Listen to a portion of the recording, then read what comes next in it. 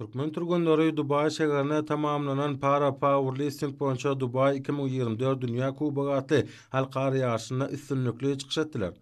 Daşowdy welaýatynyň Roja Met Yakubowa 41 kilogram agrymda çykyş edip, umumlykda 210 kilogram göterip, ikinji orna we kümüş medala eýe boldy.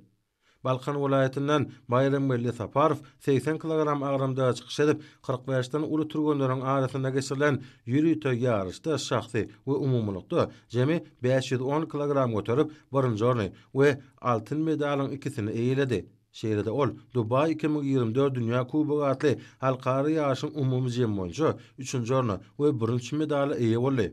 Balkan welaýatynyň Muhammed Hojaýew 49 kilogram agrymda çykyş edip, umumlykda 115 kilogram göterip, ikinji orny we kümüş medaly eýledi. Turgunymyz Işgowat Şaryp 95,5 kilogram agrymda çykyş edip, jemi 495 kilogram göterip, 3-nji orny we 1-nji medaly eýe boldy.